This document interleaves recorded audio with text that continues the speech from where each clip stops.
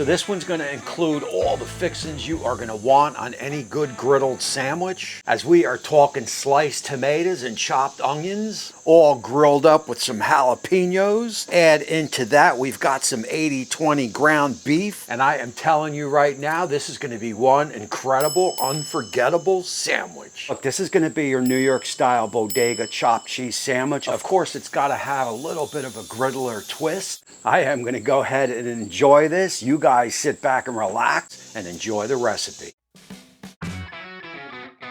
So look, as I get to prepping this up, always remember down in the description, you will find a list of all the fixings, all the ingredients under the show notes. So this one's going to get started with some 1/8 inch sliced tomatoes. As I am getting this all prepped out, I did want to turn that clock back and take a look at the history into that bodega style chopped cheese sandwich. The chopped cheese sandwich, also known as the New York style chopped cheese, is believed to have originated in the 1990s in Harlem, New York.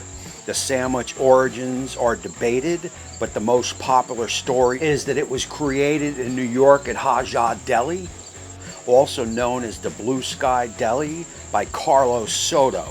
He was an employee who had worked there for 20 years.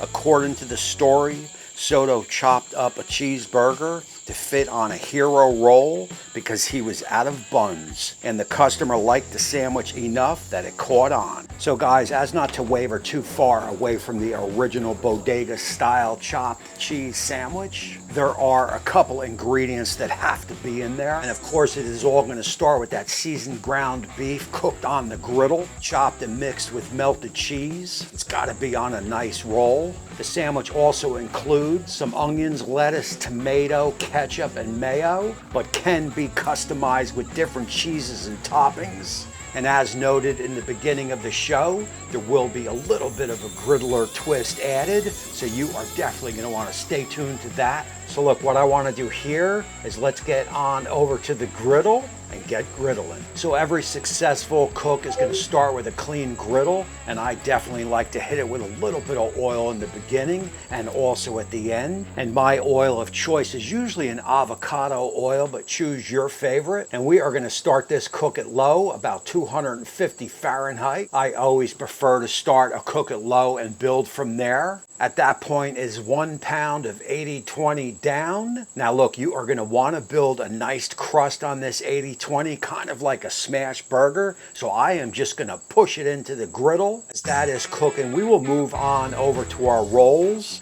Now look, you are going to want to use a Hoagie style roll if you can get them, and get your mayo of choice. Unfortunately, the channel is out of Dukes, so Hellmann's will have to do. You are going to mayo both sides of the bread. After that, we will move those onto the griddle. Now look, I do have that side of the griddle off so we don't over toast the bread. And as you can see, our griddle now is starting to heat up at 300 Fahrenheit. So just as a smash burger, as you are cooking your ground beef, you will notice those edges will start to brown up. That is a good sign that it is almost time to flip. And I can tell you we are definitely griddling now. And we will get our chopped onions on. At this point, it is going to be jalapenos down. So now it is time to flip the patties. I have basically split them up into two, and that is definitely going to make it easier on the flip. After you flip, you can also start chopping up the ground beef. Remember, this is chopped cheese sandwich. And basically what I like to do here is if I am making two sandwiches, I will split them up into twos. At this point, you are going to want to add a little bit of fat. And man, oh man, I got to tell you, that is looking good.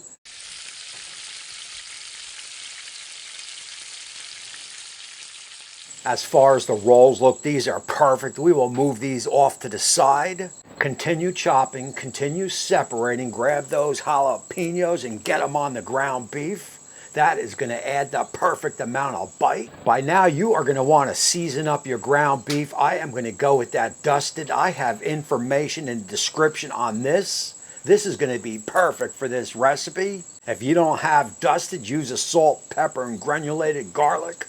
From there, you are going to want to cheese up each sandwich. Once you get that cheese on, we are going to hit it with a little bit of water. Shut the hood. You are going to want that steam effect That is gonna give you the perfect melt on that cheese. Now look, I don't like to have my bread on as I do that steam effect. Once I am happy with the melt of the cheese, I will then just add my bread on. By now we are just about done. We will remove each sandwich and get them on over to the board. And I gotta tell you, we 100% nailed this cook. And I am super excited about it. So look, what I wanna do here is let these sandwiches rest up just a tad. At that point, I will bring you back and we will start building our chopped cheese sandwich. Alrighty, and here we go. Let's build one up. And it is gonna start with some shredded lettuce down. At that point, you are going to get some sliced tomatoes on. Now look, any Eastern New Jersey and New Yorker is going to tell you, once you get those tomatoes down, you are going to want to season those up.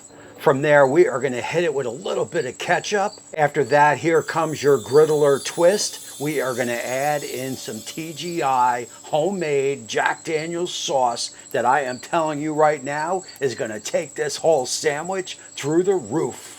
And as we push that sandwich to close it, I could tell you right now, man, this sandwich was a 10. We are gonna take this in live. We are gonna do that taste test, talk about it, and then close out the show. Alrighty guys, so that is gonna be video number 1 in my new channel. And I don't know if you can get better than this. This is a New York style chopped cheese bodega sandwich. And look, you've gotta have your staples in there. You need the onions, you need the cheese, obviously. You gotta have the tomatoes and the lettuce.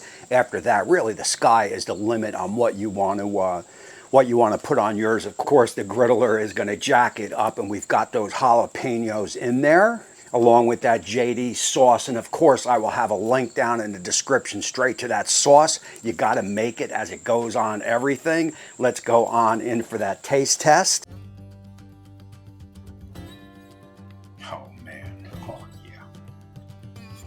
I mean, come on, guys, that looks about perfect. Yeah. Oh, gotta make it. And that right here is a good looking sandwich. Cheers.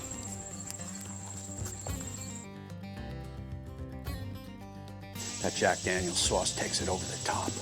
Oh man, I can't. So look, right off the bat, I would put this in the in between of, say, like a burger or even a I'm getting a lot of hints of like a cheesesteak on this. It is kind of cross in the middle. And of course, those chopped onions, you could slice them, you could chop them, just got to get them in there. Of course, this dusted that we used here, this is a steak and burger seasoning. That went perfect. I will have information on that down below. And of course, like I said, that JD sauce just takes everything over the top. So that is going to be video number 1. I got a brand new Facebook group, Licensed to Griddle. That is free to join. Information down in the description. Everything used on the show you could find down in the description. Please, if you can, hit that subscribe button and also ring that bell. You will be notified every time the channel does a future upload. We've got giveaways coming up, so you're definitely going to want to do that. I appreciate you all coming on this griddle journey with me.